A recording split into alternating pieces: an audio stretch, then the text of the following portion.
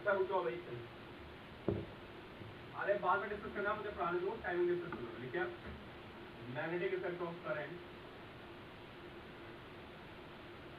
ठीक है, new unit है आपकी। ये जो हमारी यूनिट चल रही है ना, इस यूनिट का नाम क्या है जो हम लोग पढ़ रहे हैं अभी, वो हम लोग पढ़ रहे हैं इलेक्ट्रोमैग्नेटिज्म। आप भूल चुके हो, जब मैंने आपको करंट पढ़ाया था तो आपको बता दें कि हम लोग क्या पढ़ रहे हैं, हम पढ़ रहे हैं इलेक्ट्रोमैग्नेटिज्म, ठीक है। और हम लोग क्या करते हैं यहाँ पे इलेक्ट्रोमैग्नेटिज्म में, क्लास 12 में इलेक्ट्रिसिटी को अलग तरह से देखते हैं, है ना। इलेक्ट्रिसिटी को अलग एंटिटी मानते हैं, बिल्कुल, और मैटर्स को अलग देखते हैं,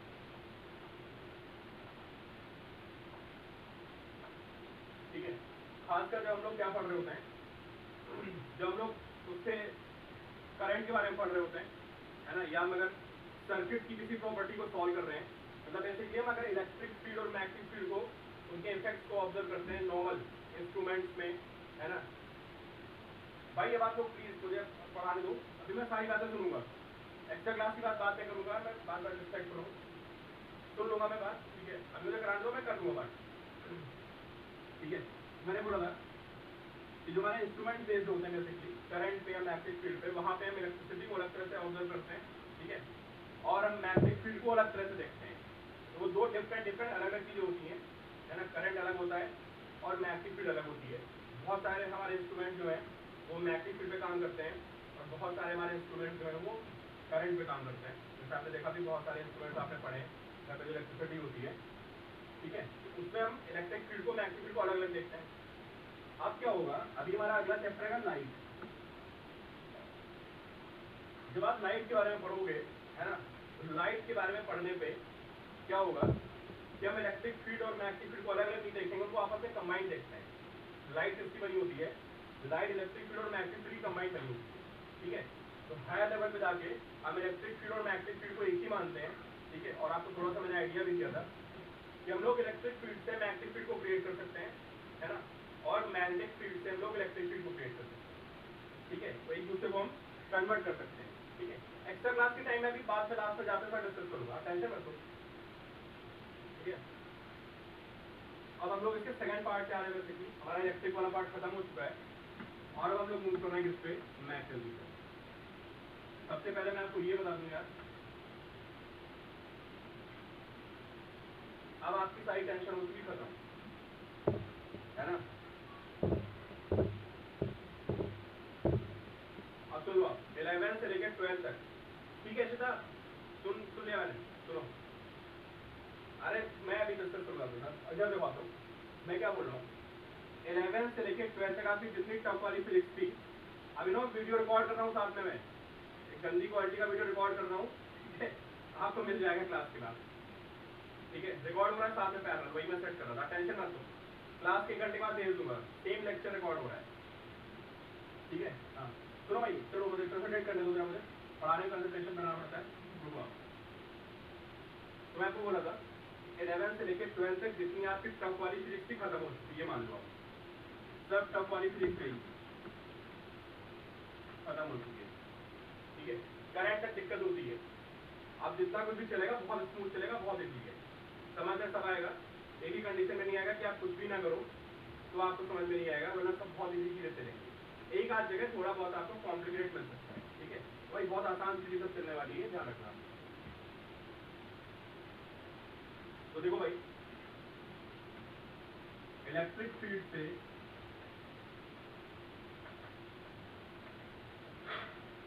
हम लोग मैग्नेटिक फील्ड क्रिएट कर सकते हैं, है ना, और मैग्नेटिक फील्ड से हम लोग क्या कर सकते हैं, मैग्नेटिक फील्ड से इलेक्ट्रिक फील्ड को क्रिएट कर सकते हैं। एग्जाम्पल बताओ दोनों के, बता चुका हूँ पहले, मैं आपको करंट के पहले लेक्चर में बातें की थी, वही बातें मैं रिपीट कर रहा हूँ। आप लोगों को बताओ कि इलेक्ट्रिक फील्ड से मैग्नेटिक फील्ड कभी क्रिएट कर सकते हो आप, कोई एक्सपेरिमेंट बताओगे?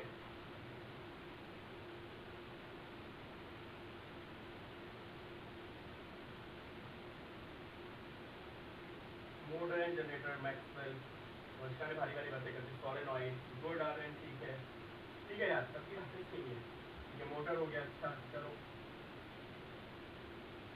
ऑर्स्टेड एक्सपेरिमेंट, ठीक है चलो। और हम देखने वाले हैं सबसे बेसिक सा एक्सपेरिमेंट जो आपने 10th में भी पढ़ा हुआ है, ठीक है। आनंद बिल्कुल सही बोल रहे हो आप। अभी हम 10th क्लास की बातें करेंगे, ठीक है। ये वायर है, ठीक है, और यहाँ पे स्विच लगा हुआ है। स्विच को मैंने क्लोज कर दिया और यहाँ पे एक मैप की कंपास कर दिया मैंने। सबने पढ़ा हुआ यार, अगर 10th में आपने थोड़ा भी हमसे पढ़ा है तो आपको बात पता होगी कि जैसा आप स्विच क्लोज करते हो क्या होता है यहाँ पे,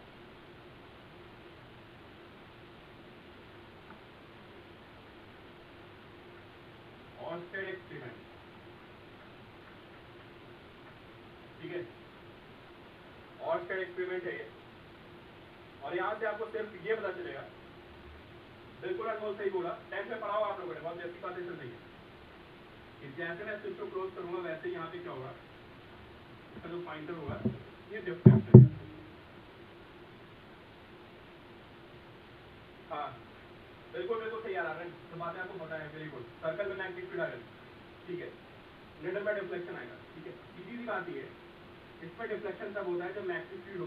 तो हमें क्या पता चला इस एक्सपेरिमेंट से, हमें पता चला कि करंट प्रोड्यूसेस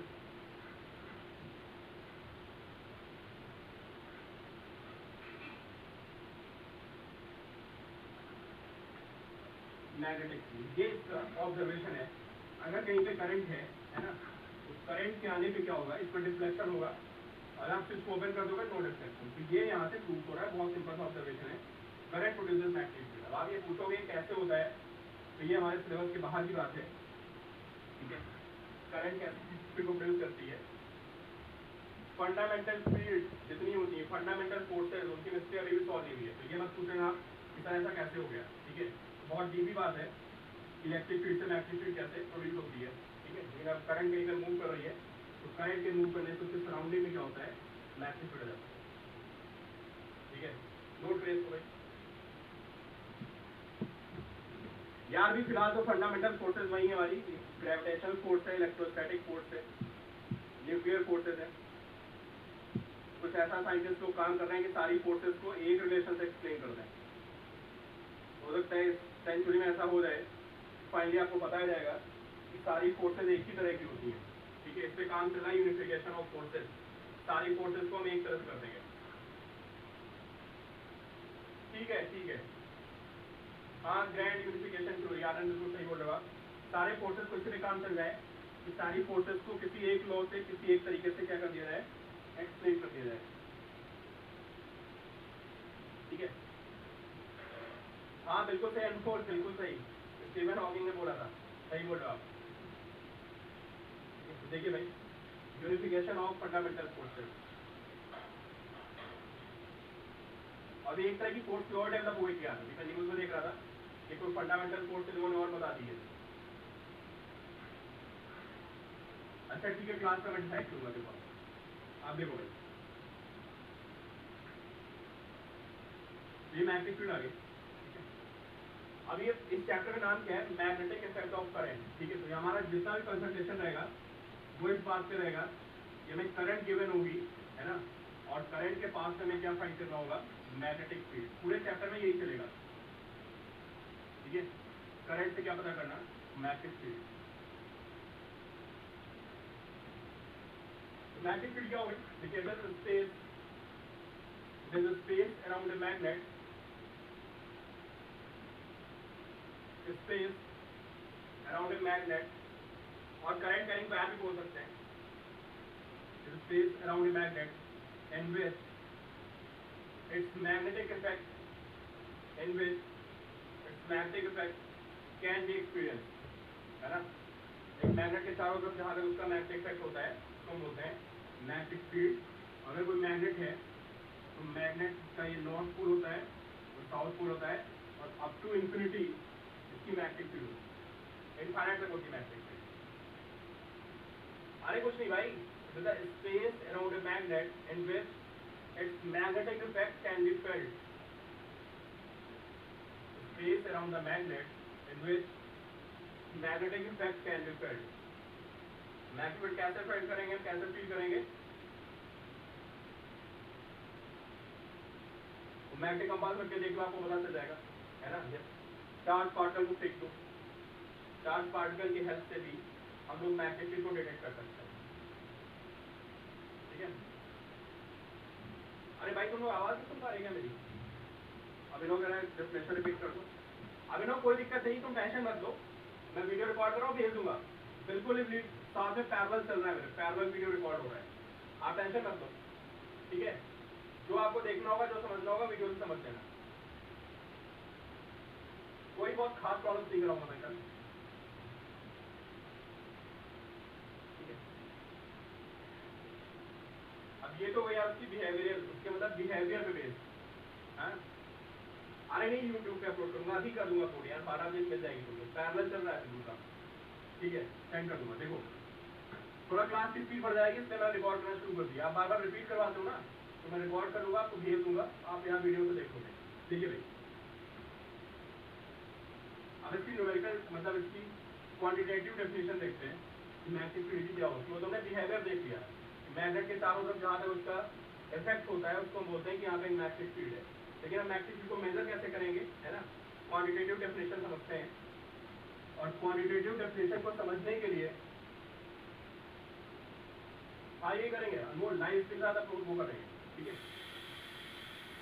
क्वांटिटेटिव डेफिनेशन को समझने के लिए आपको समझना पड़ेगा लॉरेंस फोर्स के बारे में,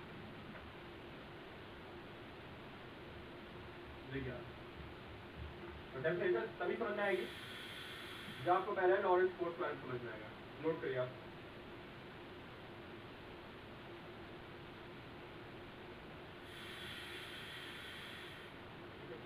देखिए क्या होता है,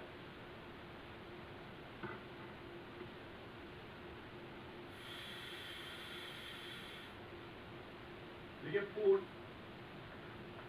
फोर्स एक्सपीरियंस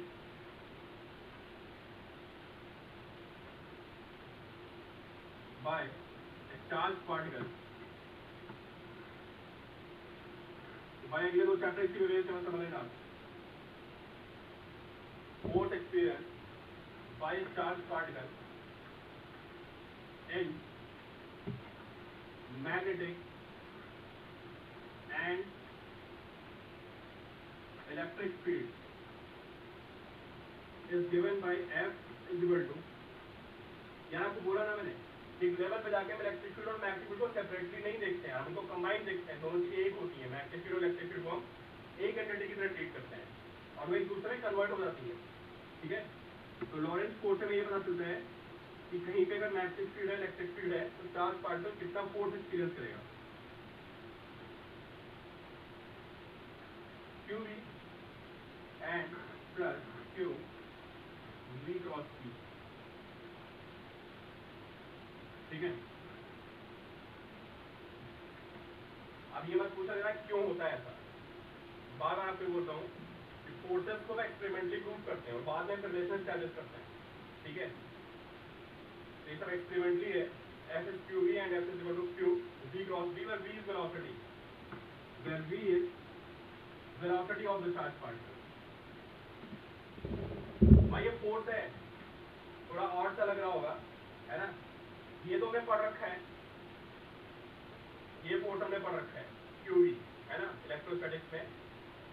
और ये रिलेशन बहुत इंपॉर्टेंट है, ये रिलेशन आपको ये बताना है, मैं वही बोल रहा हूँ भाई, ये सब एक्सपेरिमेंटली होता है, अगर आप उसको आया कहाँ से तो नहीं एक्सप्लेन हो पाएगा ये, ठीक है। एक्सपेरिमेंटली होता है कि जो फोर्स का फॉर्मूला बनता है वो बनता है QV क्रॉस B,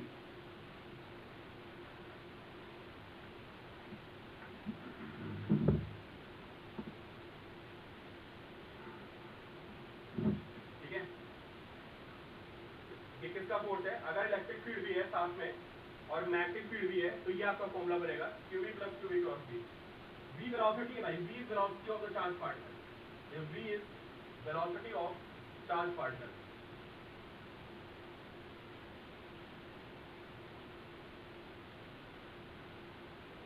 अरे magnetic field, V is magnetic field, V is magnetic field and V is velocity, ठीक है। इज इलेक्ट्रिक फील्ड मैंने बोला तो दोनों में जो फोर्स आता है, ठीक है, इफ इज जीरो, अगर इलेक्ट्रिक फील्ड ना हो तो फोर्स कितना होगा, then force is equal to Q B cross E. जब फ्लेमिंग सेक्शन रूल पढ़ते थे, हाँ वंशिका, हम लोग वो फ्लेमिंग सेक्शन रूल पढ़ते थे, FBI पढ़ते थे ना भाई। तो ये उसी अल्टीमेटली वहीं पे ले जाएगा आपको। फ्लेमिंग सेक्शन रूल किसके लिए होता था, करंट कैरिंग वायर में जो फोर्स होता था। तो क्योंकि हमें क्रॉस प्रोडक्ट नहीं पता होता था, आप बात समझो, हमें क्रॉस प्रोडक्ट नहीं पता होता था 10th क्लास में, इसलिए हमको ऐसे बताया जाता था कि this is F, this is B and this is I, है ना। FBI आपको याद होगा, 10th में भी पढ़ के आया हुआ एक साल पहले, FBI होता था। लेकिन यहाँ पे हम लोग सारे फॉर्मूले क्रॉस प्रोडक्ट की फॉर्म में देखेंगे। भाई मैं फिर आपसे रिक्वेस्ट कर रहा हूँ, ठीक है, आपको सब बातें तभी समझ में आएंगी जब आपको क्रॉस प्रोडक्ट ढंग से आता हो। तो एक बार 11th क्लास का क्रॉस प्रोडक्ट आप और ढंग से पढ़ लेना, वरना सब कुछ ब्लैंक होने लगेगा। सबसे रिक्वेस्ट है मेरी, ठीक है, क्रॉस प्रोडक्ट की डायरेक्शन क्या होती है, उसको निकालते कैसे हैं, ये सब बातें आपको पढ़ लेना। तो दिस इज क्यूबी क्रॉसिंग, ये बहुत ही फंडामेंटल एक रिलेशन है ना, इसका बहुत ज़्यादा यूज करने वाले हैं। चार्ज पार्टिकल का जो इंटरेक्शन इलेक्ट्रिक फील्ड के साथ होता है वो तो हम पढ़ चुके हैं, F is equal to QE, है ना। ये रिलेशन के अकॉर्डिंग इलेक्ट्रिक फील्ड में चार्ज पार्टिकल इंटरेक्ट करता है और ये उसका फोर्स का फॉर्मूला है, ठीक है। ये चार्ज पार्टिकल का मैग्नेटिक फील्ड से जो इंटरेक्शन होता है वो इस रिलेशन के अकॉर्डिंग होता है, ठीक है। ये बहुत फंडामेंटल रिलेशन है ना, बहुत चीजें इस पे बेस्ड है। चार्ज पार्टिकल का इंटरेक्शन किसके साथ, मैग्नेटिक फील्ड के साथ, क्यों, बी क्रॉस बी, ठीक है। कब होगा, ओनली इफ चार्ज पार्टिकल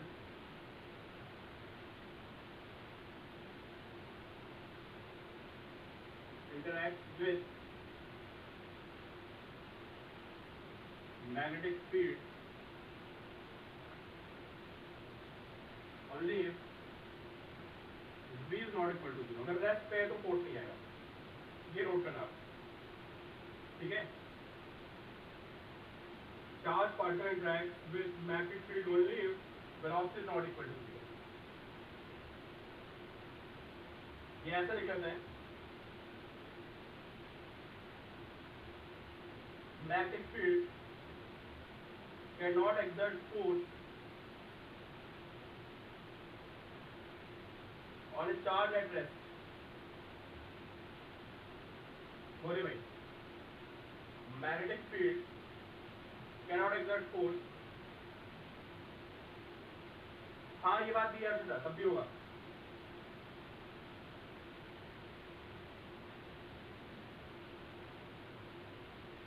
ठीक है, यहाँ भी ये बहुत इंपॉर्टेंट चीज है यार, कि चार्ज पार्टिकल का इंटरेक्शन मैग्नेटिक फील्ड से तभी होगा अगर चार्ज पार्टिकल जो है उसकी वो मूविंग हो, है ना। अगर मूविंग नहीं है तो उस पर मैग्नेटिक फील्ड का फोर्स नहीं आएगा, नोट करना नहीं।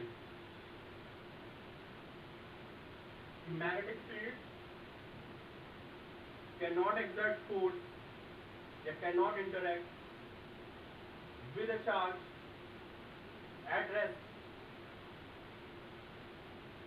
नहीं भाई, अगर चार्ज रेस्ट पे है ना तो नहीं करेगा, अगर चार्ज रेस्ट पे है तो मैग्नेटिक फील्ड नहीं करेगा। बट मैं आपको एक यहाँ पे टर्म्स कंडीशन है, मैं वो ऐड कर देता हूँ। मैं इसका पॉइंट आपको बता देता हूँ, पहले मैं स्टेटमेंट पूरा होने देना तो। अब मैं दोनों स्टेटमेंट बोल रहा हूँ, आप दोनों सुनिए।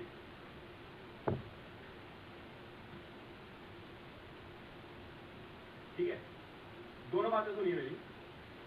पहला स्टेटमेंट मैं बोल रहा हूँ, ए charge particle can not interact, charge particle, sorry, magnetic field cannot interact with a charge at rest, but a time varying magnetic field, line note करना, इंपॉर्टेंट पॉइंट बोला मैं, पूरा स्टेटमेंट दोबारा लिखे आप।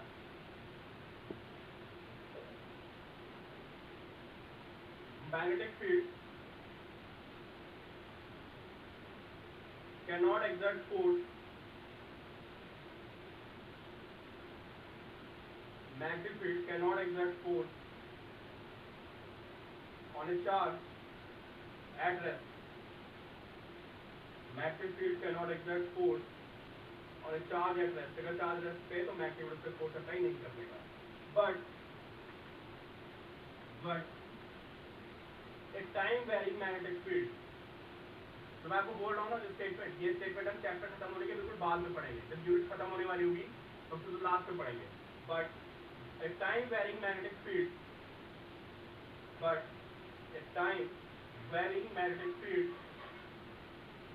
can interact with a charged particle. But a time varying magnetic field can interact with a charged particle. मैं इसका reason आपको बता चुका. कोई बताएगा मुझे ऐसा कैसे होता है? कोई बताएगा मुझे कि टाइम वेरिंग मैग्नेटिक फील्ड से चार्ज पार्टिकल कैसे इंटरेक्ट कर लेता है? नहीं सुनो, बहुत सिंपल बात बोल रहा हूँ. नहीं हाँ वंश का थोड़ी बात सही करो. आपको याद आ रहा है जहाँ पे अगर कहीं पे स्पेस में मैग्नेटिक फील्ड चेंज कर रही है तो मैग्नेटिक फील्ड के चेंज करने से उसके पास में इलेक्ट्रिक फील्ड आ जाती है. और इनफैक्ट वो जो इलेक्ट्रिक फील्ड होती है वो चार्ज पार्टिकल से इंटरेक्ट करने लगती है. क्लियर हुआ?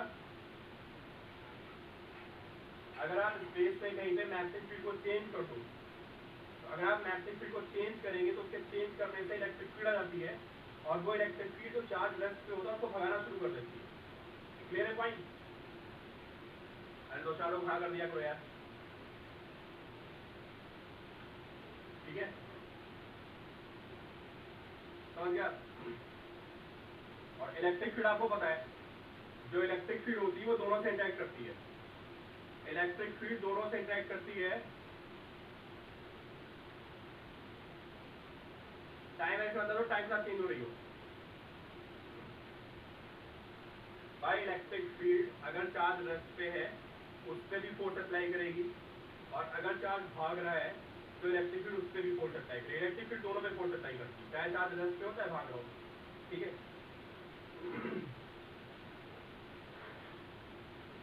यार वो तुम मैग्नेट को फेंक देते हो. देखो लाइन को समझ लो. अगर आपने ये भी आपने 10th में पढ़ा है, मैं 10th क्लास की बात कर रहा हूँ. हाँ मैं 10th क्लास की बात कर रहा हूँ. सुनो, आप सबने पढ़ा होगा. ठीक है, आरएन में आपका पॉइंट मिस कर गया.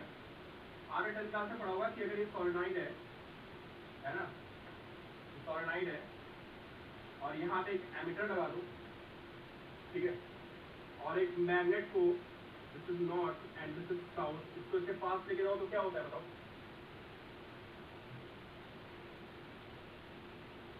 भाई टाइम वेरिंग मैग्नेटिक फील्ड कैसे करता है? सबसे लास्ट में आएगा. अभी ना सबसे लास्ट में आएगी बात, मैं भी बोला था, सबको याद होगा है ना. इसमें डिफ्लेक्शन आ जाता है. तो अगर मैं मैग्नेट को एक सॉलिड के पास ले जाऊं तो इसमें डिफ्लेक्शन आ जाता है. मैं ये एक्सप्लेन कर रहा हूँ, किसी ने मुझे क्वेश्चन रेज किया था और आगे सब बातें बाद में आएगी तो क्वेश्चन रहना जाए, इससे मैं आपको बता रहा हूँ. अगर आप मैग्नेट को इसकी तरफ फेंकेंगे तो यहाँ पे क्या होगा? इसकी यहाँ पे मैग्नेटिक फील्ड होगी, मैग्नेट वो मैग्नेटिक फील्ड चेंज करेगी और मैग्नेटिक फील्ड चेंज करेगी तो वहाँ इलेक्ट्रिक फील्ड आ जाएगी. और जब इलेक्ट्रिक फील्ड आएगी तो जहाँ पे इलेक्ट्रॉन्स होते हैं वो सारे के सारे इलेक्ट्रॉन्स भागने लगेंगे. इलेक्ट्रॉन्स भागेंगे तो यहाँ पे करंट आ जाएगी. और अगर मैं मैग्नेट को रोक के खड़ा हो जाऊँ तो हाँ मतलब इंटेंसिटी चेंज होनी चाहिए, चाहे आप इसको इसके पास ले जाओ चाहे इसको इसके पास ले जाओ. अगर मैं मैग्नेट को रोक दूँ तो क्या होगा गुरु? अगर मैं मैग्नेट को रोक लूँ तो क्या होगा? तो कोई करंट नहीं आएगी. समझे? मतलब इलेक्ट्रॉन रेस्ट पे हैं. अगर मैग्नेटिक फील्ड कांस्टेंट है, अगर मैग्नेटिक फील्ड कांस्टेंट है तो ये चार्ज पार्टिकल पर फोर्स अप्लाई नहीं करती है. लेकिन अगर आप मैग्नेट को उसकी तरफ ले जाओ या सोलेनॉइड को उसके आगे पीछे ले जाओ तो मैग्नेटिक फील्ड चेंज करेगी. ठीक है, तो डिफ्लेक्शन हो जाएगा. तो ये बातें बाद में आएंगी. ठीक है, मैंने सिर्फ इससे एक्सप्लेन किया. किसी बच्चे ने मुझसे पूछा था कि सर मैग्नेट से तो करंट फ्लो करने लगती है और मैग्नेट से करंट फ्लो करती है, इसका मतलब कि मैग्नेटिक फील्ड चार्ज पार्टिकल से इंटरेक्ट करती है. करंट का मतलब होता है इलेक्ट्रॉन्स का फ्लो होना. तो मैं वही आपको बता रहा था कि अगर आप मैग्नेट को आगे पीछे लाओगे in that case it can apply force on static charge. Due to its conversion into electric field. वो बात हम बाद में करेंगे। चलो अपने मुद्दे से हटा के वापस आते हैं, ठीक है। हम लोग डिस्कस क्या कर रहे थे, F is Q v cross b, ठीक है। f is equal to q vb sin theta and b is equal to f upon qv sin theta, ठीक है। हम लोग क्या करने वाले थे, हम लोग इसको डिफाइन करने वाले थे।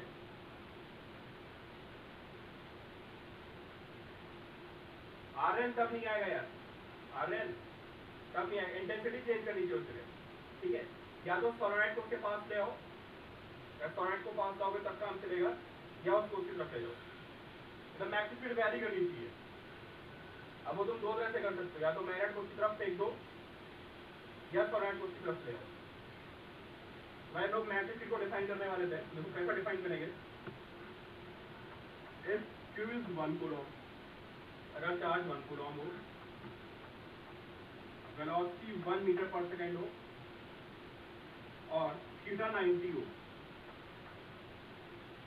ठीक है। उस केस में जो फोर्स आएगा, that is the magnetic field है, that is equal to force. बोलो मेरी बात नहीं, Q is 1,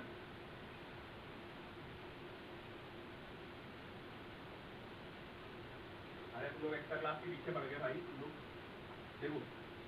Q is 1, velocity is 1 and theta is 90। तो आप देख रहे हो ये सब कुछ मैं 1 पुट कर दूंगा तो magnetic field is equal to force. और डेफिनेशन क्या बनेगी बताइए। अगर इसको क्वांटिटेटिवली डिफाइन करेंगे तो हम क्या बोलेंगे इसको, कि magnetic field is equal to the force experienced by unit charge moving with unit velocity in perpendicular direction to magnetic field। Note करिए, लिखिए आप पहले नोट कर लो इसको, फिर मैं बोलता हूँ, सारे बच्चे नोट कर लेते हैं।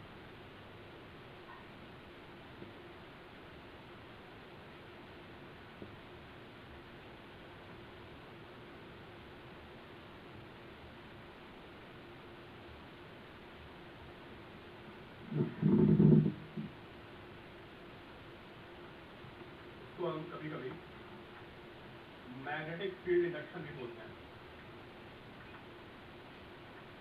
मैग्नेटिक फील्ड इंडक्शन भी बोलते हैं। नोट करिए, डिफरेंट डिफरेंट नेम है ना, या इसको कभी कभी मैग्नेटिक फील्ड डेंसिटी भी बोलते हैं, मैग्नेटिक फील्ड डेंसिटी। अरे मैग्नेटिक फील्ड को भाई, मैग्नेटिक फील्ड का डिफरेंट डिफरेंट नाम है, मैग्नेटिक फील्ड का डिफरेंट डिफरेंट नाम है।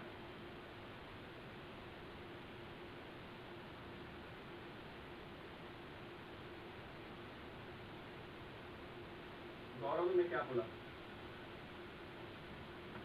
तो बेसिकली मैं इंटेंसिटी की बात कर रहा हूँ, समझे। जो मैं डिफाइन कर रहा हूँ वो मैं मैग्नेटिक फील्ड की इंटेंसिटी को डिफाइन कर रहा हूँ, जिसको मैग्नेटिक फील्ड इंडक्शन भी बोलते हैं। अब लिख लो भाई, फिर मुझसे क्वेश्चन करना, पहले नोट करिए आप, नोट करिए फिर क्वेश्चन करना। देखिए magnetic field induction,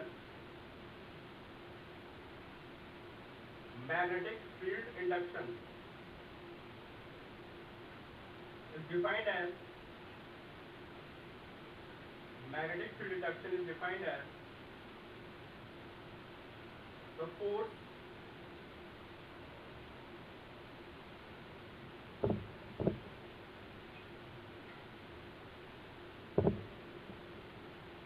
meeting is over, चलिए दूसरी मीटिंग कनेक्ट करते हैं।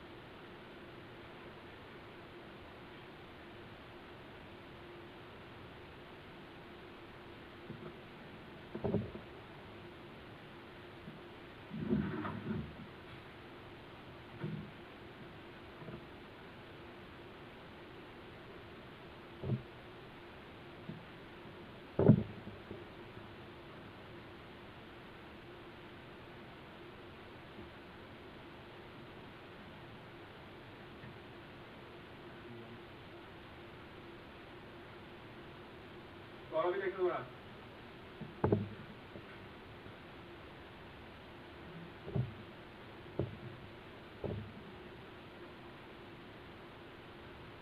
नहीं वहाँ गौरव वहाँ कंसिडर नहीं की थी, वहाँ कंसिडर नहीं की थी।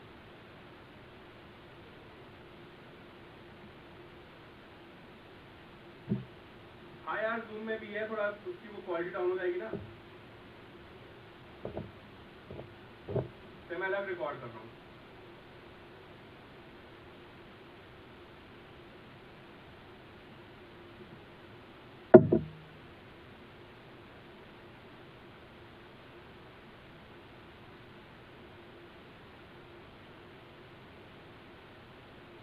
आने दो भाई सबको, 1 मिनट वेट करो, लोग ज्वाइन हो जाए। क्या करके देखूँ मैं?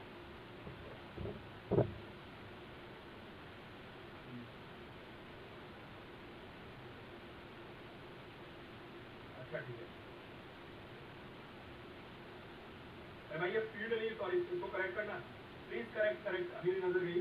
This is magnetic plus density, साथ साथ नोट करना है यार, not field, this is magnetic plus density. Note करें भाई इसको प्लीज, फील्ड आइए, this is magnetic plus density.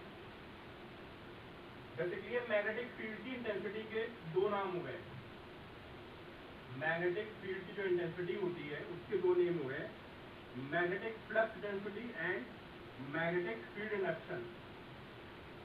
Note करना भाई दो बातों, कभी कभी क्वेश्चन में मैग्नेटिक इंडक्शन लिखा होता है, मैग्नेटिक फील्ड इंडक्शन लिखा होता है, कभी कभी मैग्नेटिक फ्लक्स डेंसिटी लिखा होता है, इन सबका मतलब होता है इंटेंसिटी ऑफ मैग्नेटिक फील्ड। चलो भाई लिखे आप लोग, लेकिन magnetic field induction is defined as, magnetic field induction is defined as the force, हाँ बताकर, magnetic field induction is defined as the force experienced, अपने आप डेफिनेशन बता जाएगी यार आपको, and force experienced by a unit charge moving with unit velocity, moving with unit velocity in direction perpendicular to the magnetic field, in direction perpendicular to magnetic field, theta is 90,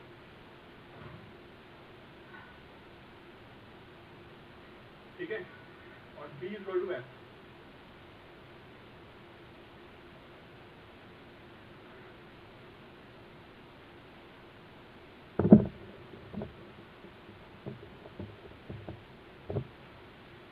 ठीक है चलिए भाई,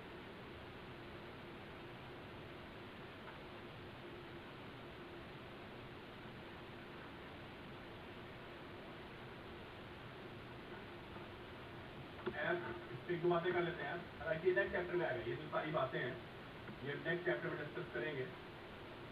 एक दो बातें हैं तो आपको मैं बता दूं, हालांकि चैप्टर में इस फॉर्मूले का यूज नहीं होना है, सुन लो भाई, पूरे चैप्टर में इस फॉर्मूले का यूज नहीं होना है, सिर्फ मैग्नेटिक फील्ड को डिफाइन करने के लिए मैंने आपको बताया है कि मैग्नेटिक फील्ड को डिफाइन कैसे करते हैं, फोर्स जो चार्ज पार्टिकल पे फोर्स आता है उसके टर्म में उसको डिफाइन करते हैं। ठीक है, अगले चैप्टर में ये फॉर्मूला चलेगा पूरा, देखते हैं।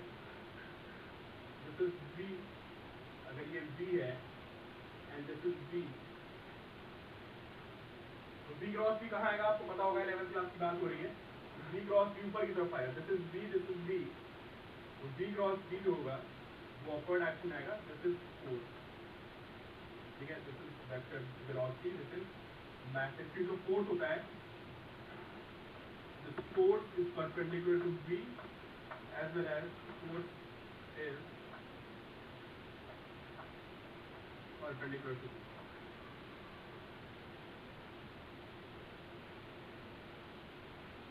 हाँ बिल्कुल भाई, यहाँ यार देखो ये नेचर में इलेक्ट्रोमैग्नेटिज्म में यही कुछ पंगा होता है, समझे।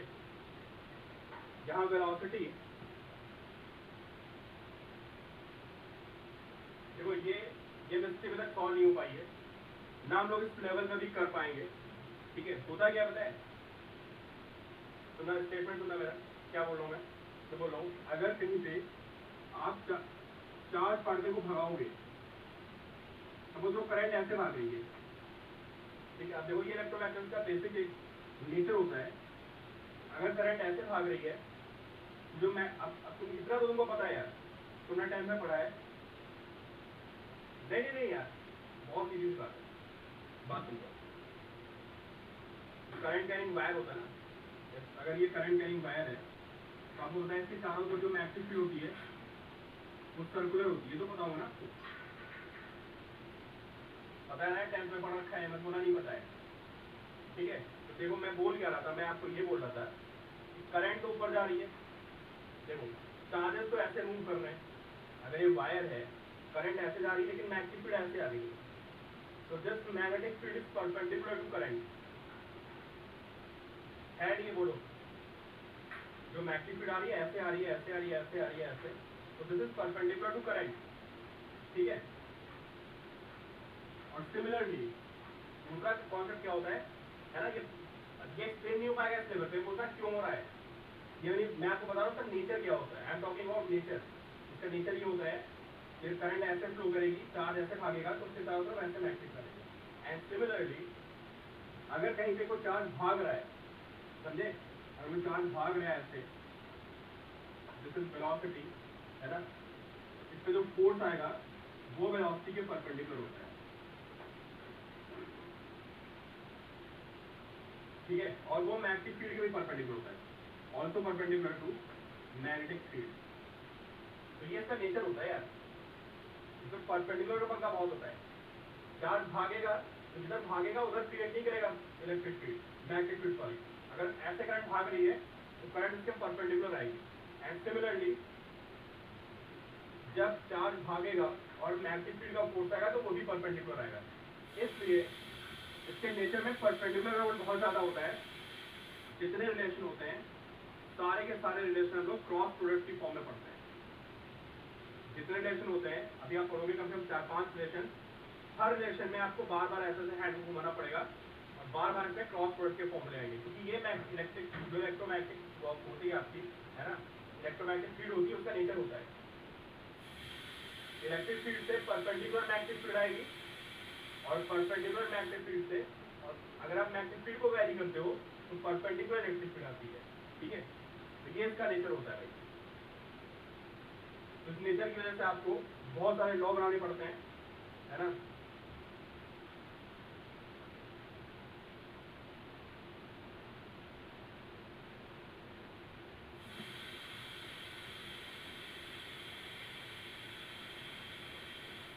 हमारी बात हो गई किसकी,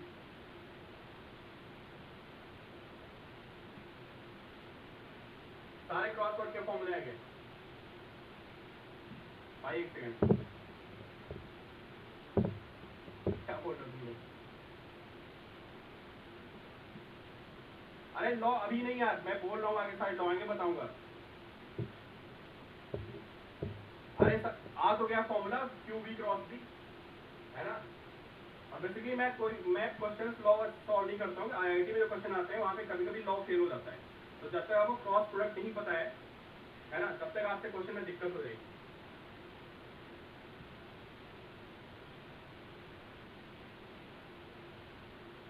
उसका जो समझ नहीं पाएगा, करो एम से कोई चेंज भी मैग्नेटिक फील्ड से,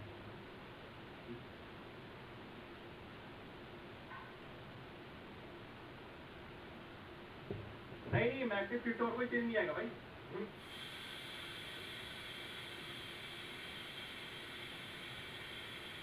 ठीक है। चलिए देखिए,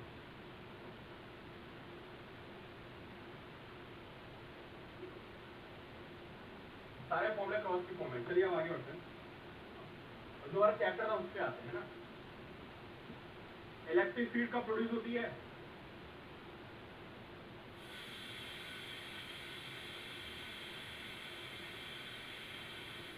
कब होती है बताओ बता चुका हूँ, इलेक्ट्रिक फील्ड कब प्रोड्यूस होती है, कौन बताएगा मुझे?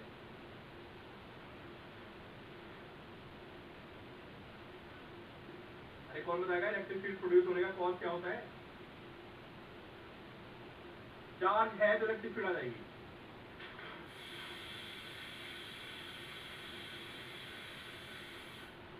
नहीं फैल, चलो अच्छा यार मैं बता दूंगा, चलो चलो अच्छा भाई देखो ना ना ना, इलेक्ट्रिक फील्ड के सिर्फ दो रीजन है।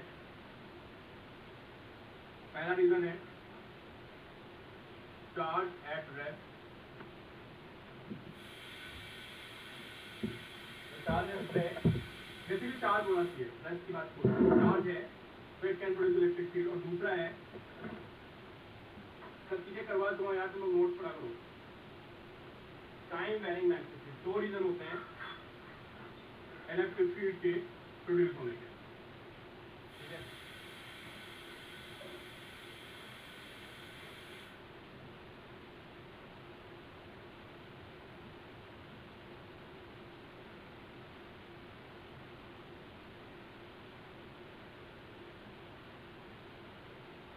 हाँ चार्ज मूव करेगा तो दोनों आएंगे, इलेक्ट्रिक फील्ड आएगी, मैग्नेटिक फील्ड आएगी।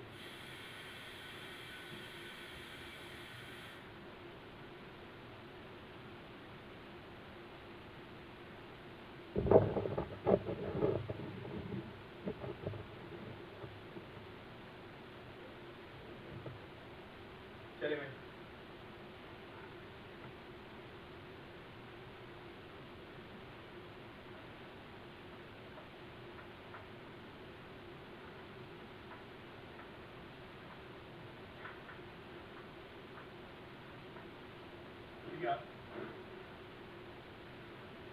ये हम लोग पूरे चैप्टर में डिस्कस करेंगे। देखिए आप पार्ट 7 लॉ,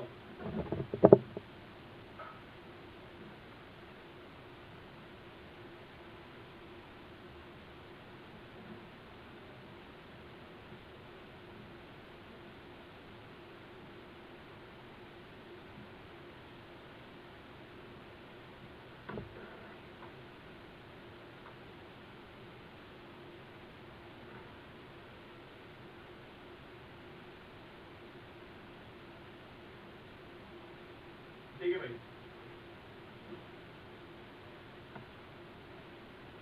ये जो लॉ होता है ये करंट से जो मैग्नेटिक फील्ड प्रोड्यूस होती है ना?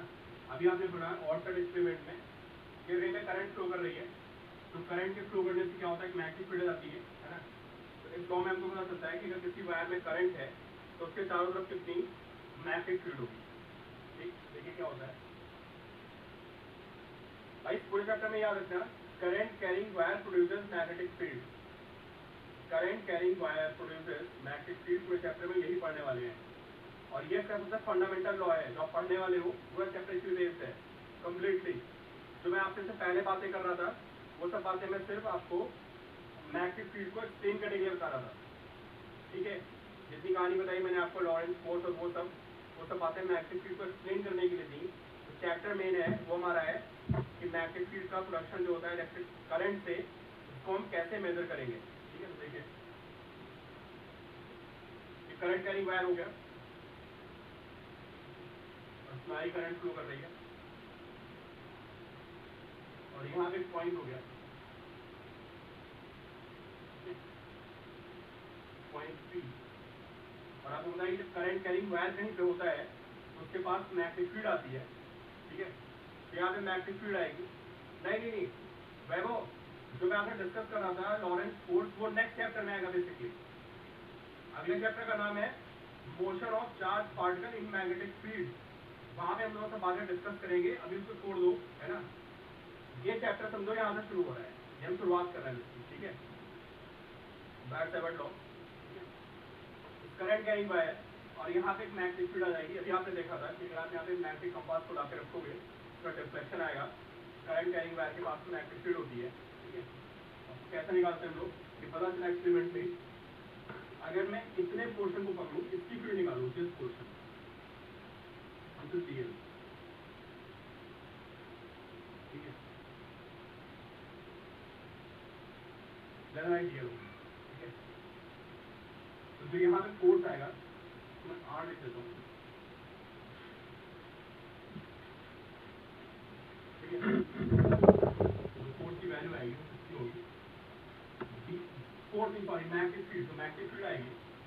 डायरेक्टली प्रोपोर्शनल टू आई। फिर आई जितना आई होगा तो आइडियल बोलना चाहिए मुझे, आइडियल, ठीक है। जितना ज्यादा आपका आई इंटू डी एल होगा, या अलग लिख सकते हो आप, आई इंटू डी एल की वैल्यू जितनी ज्यादा होगी मैग्नीट्यूड उतनी ज्यादा होगी यहाँ पे, and D is proportional to sine theta. Board में लिखने को आता है, देखना बैड समेटो को एक्सप्लेन करके बताइए। अरे रुको, and D is proportional to R square, ठीक है। अगर प्रोपोर्शनली ब्रेक मारेंगे तो डी भी आ जाएगा mu not by 4 pi I D L sine theta upon are.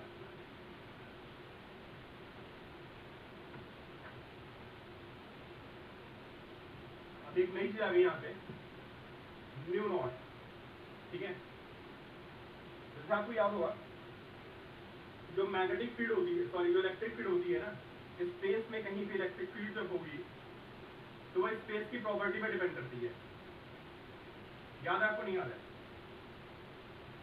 अरे भाई कहीं पे स्पेस, हाँ परमिटिविटी जिसको बोलते थे, ठीक है। और परमिटिविटी किस बात पर डिपेंड करती थी कि उस मीडियम में कितनी स्ट्रेंथ के डायपोल्स हैं। याद है आपको, परमिटिविटी डायइलेक्ट्रिक कांस्टेंट है ना, वो सब डिपेंड करता था कि मीडियम में कितना ज्यादा डायपोल है। जितने मीडियम में डायपोल्स होंगे, जितने ज्यादा, जितनी स्ट्रेंथ होगी डायपोल्स की, मीडियम जितना पोलर होगा उस मीडियम में एक्टिविटी उतनी कम होगी। और मीडियम में जितना नॉन पोलर बिहेवियर होता है मैग्नेटिक फील्ड उतनी स्ट्रांग होती है। और वैक्यूम में इलेक्ट्रिक फील्ड, सॉरी, और वैक्यूम में इलेक्ट्रिक फील्ड सबसे ज्यादा होती है, या सेम वाली मैग्नेटिक फील्ड में होती है ना। मैग्नेटिक फील्ड भी मीडियम पर डिपेंड करती है। अब ये बात अभी डिस्कस नहीं होगी, ये हम कब डिस्कस करेंगे, हमारा लास्ट का चैप्टर है मैग्नेटिक प्रॉपर्टीज ऑफ मैटर, ठीक है, मैग्नेटिक प्रॉपर्टीज ऑफ मैटर।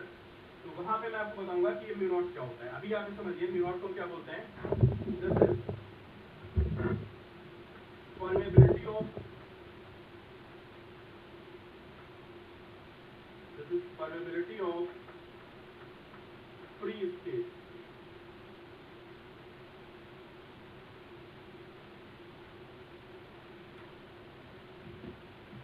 ये वैक्यूम में फॉर्मूला में निकलता है, ठीक है। और मीडियम चेंज करोगे आप, ये परमिटिविटी चेंज कर जाएगी तो मैग्नेटिक फील्ड का फॉर्मूला डिफरेंट बनेगा। क्या बनेगा फॉर्मूला मैग्नेटिक फील्ड का, उसको भी हम उसी में पढ़ेंगे।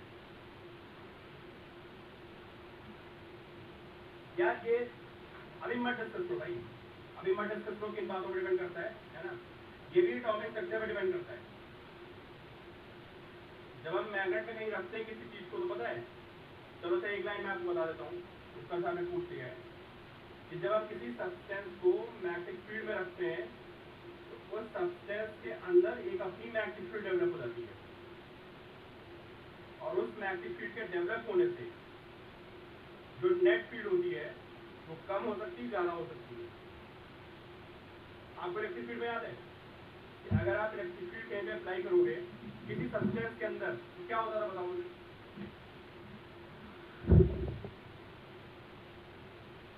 अरे नहीं बताओगे, किसी आयरन में, किसी कॉपर में, किसी स्टोन में, किसी ऑयल में, किसी वाटर में फील्ड हमेशा कम होती थी यार, कभी फील्ड बढ़ती नहीं थी ना। किसी वैक्यूम में होती थी उससे हमेशा कम होती थी, हमेशा कम होती थी। याद रखना क्यों कम होती थी, इसलिए कम होती थी, हाँ बिल्कुल कम होती थी। उसके अंदर एक एक्सटर्नल इलेक्ट्रिक फील्ड आती थी, मैंने बता रखा है सब बातें आपको, ठीक है, सब बातें मैंने आपको बता रखी है। उल्टी डायरेक्शन में क्या होता है, मैग्नेटिक इलेक्ट्रिक फील्ड आ जाती है जिससे नेट फील्ड कम हो जाती है, ये मैंने आपको बताया, ठीक है। वैसे ही होता है कि जब आप, अच्छा यहाँ कहानी दो होती है, यहाँ क्या होता है, अगर आप किसी सब्सटेंस को, सुन लो भाई बाद में लिखना आप लोग, अगर किसी सब्सटेंस के अंदर आप मैग्नेटिक फील्ड क्रिएट करोगे तो यहाँ दो पॉसिबिलिटी बनती है, कम भी हो सकती है, ज्यादा भी हो सकती है, ठीक है। तो परमेबिलिटी वर्ड यही होता है, किसी मीडियम से कितनी ज्यादा फील्ड लाइन उसको परमिट कर रहा है, कितनी क्रॉस कर रही है उसके अंदर, ठीक है। तो हर मीडियम का अलग अलग होता है। परमेबल मतलब कितना उसने अलाउ कर दिया अपने अंदर से निकलना, ठीक है। छोड़ते हैं इस पॉइंट को और डिटेल में डिस्कस करेंगे। बस आप ये समझिए कि हर मटेरियल के लिए म्यू नॉट अलग अलग होता है और फॉर्मूले को इस फॉर्म में लिखते हैं म्यू नॉट बाई 4 पाई। ऐसा लिखने से थोड़ा हमारी कैलकुलेशन इजी हो जाती है और आगे के लॉ जो हमारे आएंगे वो भी हमारे थोड़े से इजी हो जाएंगे। इसलिए यहाँ पे 4 पाई आता है। हाइट सर वो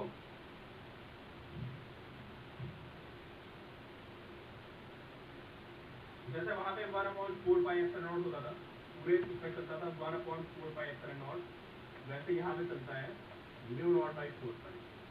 ये वैक्यूम के लिए होता है और मीडियम चेंज करते थे तो यहाँ पे इसकी वैल्यू चेंज आती थी, वैसे यहाँ पे इसकी वैल्यू चेंज हो जाएगी। एंड दिस डिपेंड्स ऑन क्या, ये वैक्यूम के लिए होता है लेकिन मीडियम चेंज करने पे ये वैल्यूज आपके डिफरेंट आ जाएगी। तो हम लोग बाद में डिस्कस करेंगे। और जो मैग्नीट्यूड आती है यहाँ पे देखो, तो सबसे पंगे वाली बात ये है कि यहाँ पे मैग्नीट्यूड आती है ना, फिर डायरेक्शन क्या होती है ये नोट करो। देखिए आप वेक्टर फॉर्म, अगर हम इसकी वेक्टर फॉर्म लिखेंगे है ना, तो क्या बनेगा, ये बनेगा mu not by 4 pi I D L. ये हमारे काम की चीजें mu not by 4 pi I D L cross आते हैं। जेई के फॉर्मूले यहीं से निकलेंगे भाई, जेई के क्वेश्चन यहीं से होंगे, समझ लेना। अब ये मत पूछना आया कहाँ से, मैं फिर बोल रहा हूँ ये एक्सपेरिमेंटल होता है। जो हमारे फंडामेंटल बेसिक लॉ होते हैं वो सारे के सारे एक्सपेरिमेंटल होते हैं, ठीक है। एक्सपेरिमेंटली पता चला कि ये मैग्नीट्यूड का फॉर्मूला बनता है। म्यू नॉट बाई 4 पाई की वैल्यू होती है 10 और -7।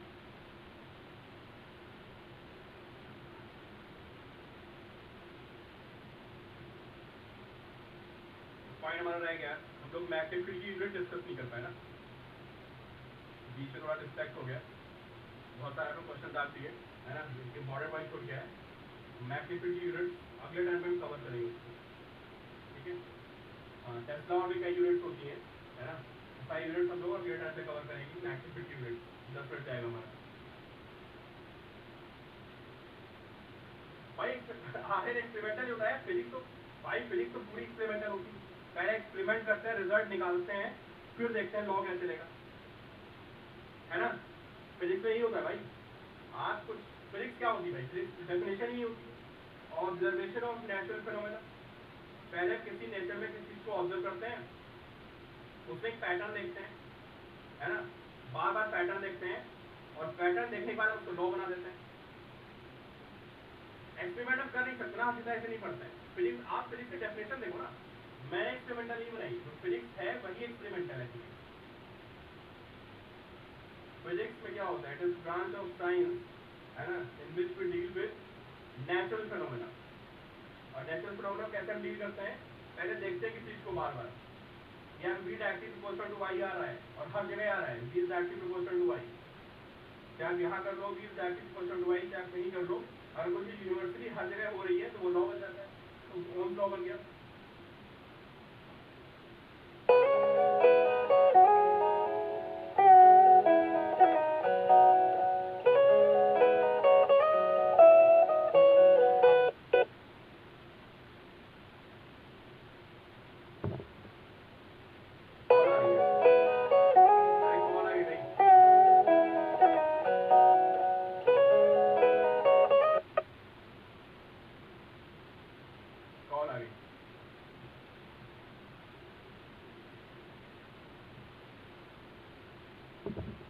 यार जब थ्योरेटिकल फिजिक्स की बात करो ना, आप हाई लेवल पे जाके आप थ्योरेटिकल फिजिक्स पढ़ते हो और वो काफी भारी चीज होती है, इस लेवल का लोग नहीं पढ़ सकते हैं, ठीक है।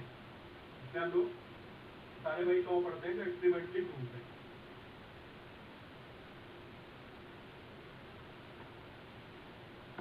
देखो भाई मैं क्या आपसे बोला था, आप लोग बहुत सारे क्वेश्चन आगे आपने फिर देखो, बात रह गई, बात ये थी जो डीबी होता है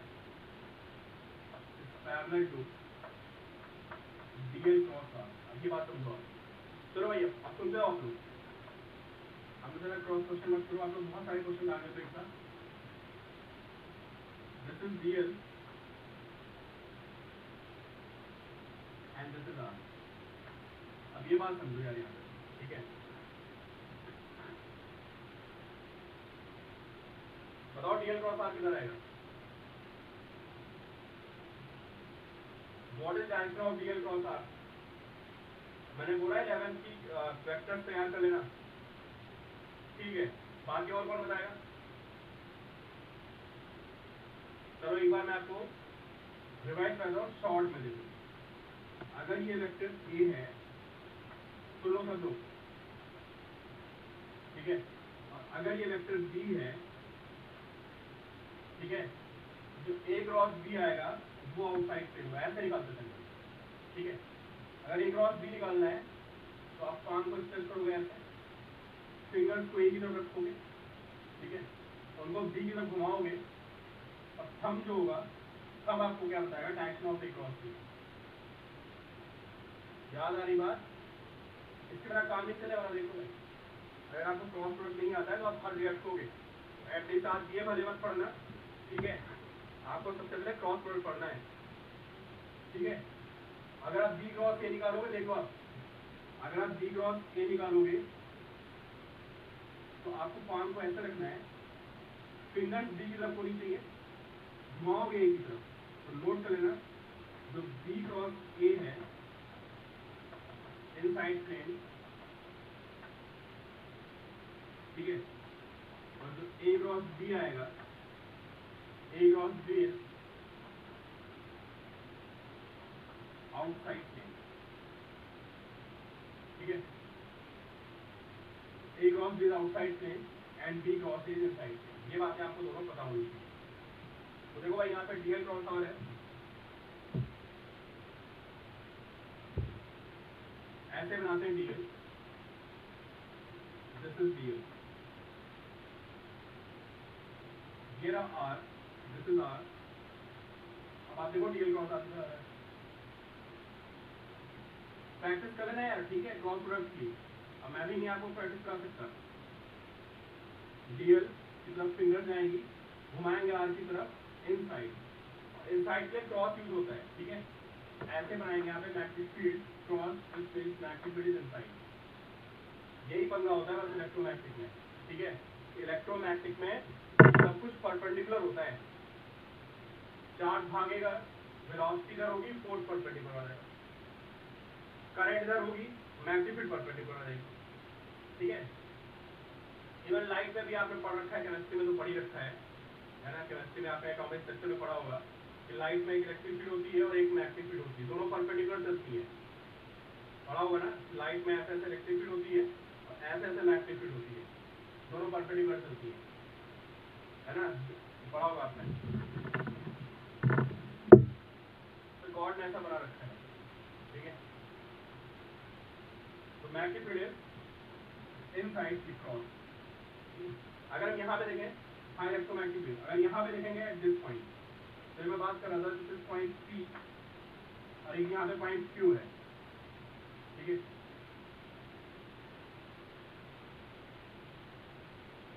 अरे इनसाइड प्लेन आया ना DL cross R, inside board नहीं चला गया, DL क्रॉस R सम। और यहाँ पे क्या होगा? अगर पॉइंट यहाँ पे Q, तो Q पॉइंट पे क्या होगा? देखिए दिस इज DL, ठीक है, and this is R, this is R, this is मैं पॉइंट Q की बात कर रहा हूँ, देखिए DL cross R is out, this is outside, ठीक है? ये फील्ड क्या आएगी? दिस इज आउटसाइड, ठीक है, एंड दिस इज इनसाइड। इसमें क्या करते हैं? डॉट, इसमें डॉट यूज करते हैं, ठीक है? और इनसाइड लाइन को क्या यूज करते हैं? क्रॉस।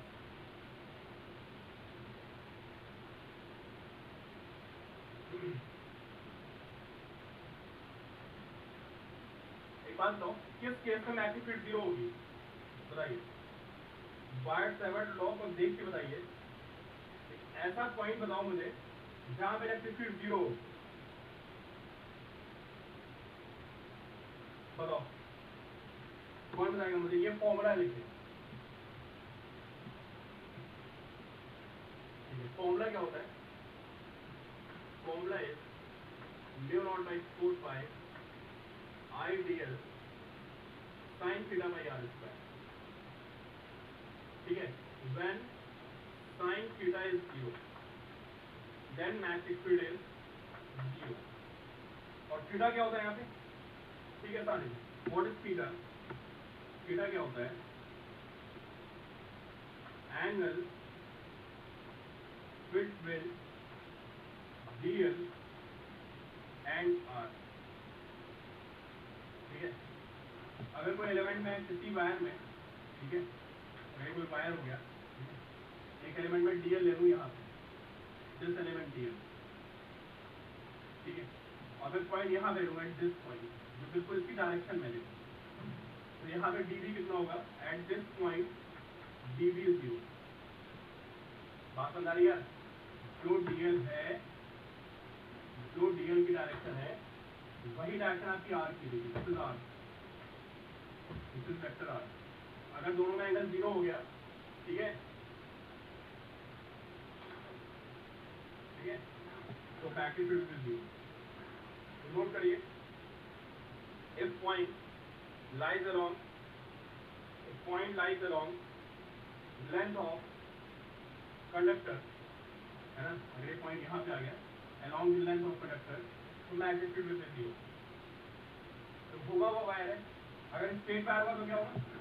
अगर आपके पास एक स्ट्रेट वायर है और यहाँ पे एक पॉइंट ले लिया एट दिस पॉइंट, तो यहाँ पे क्या होगा? देखिए आप सारे डीएल, जितने भी डीएल आएंगे, जितने भी डीएल आएंगे सारे आर के पैरेलल है, तो यहाँ पे मैग्नेटिक फील्ड विल बी 0। ठीक है, देखो नया टॉपिक शुरू हुआ है, आज तो बहुत बेसिक सी बातें की है ना, कल का लेक्चर बहुत इंपॉर्टेंट है। मतलब अगले 2 दिन आपने अगर लेक्चर छोड़ा बहुत मुश्किल में आ जाओगे, तो प्लीज लेक्चर मत छोड़ना। 2 ही दिन में चैप्टर समझोगे, 60-70% खत्म हो जाएगा। हाँ भाई, क्लास ओवर करते हैं। हाँ कल क्लास है,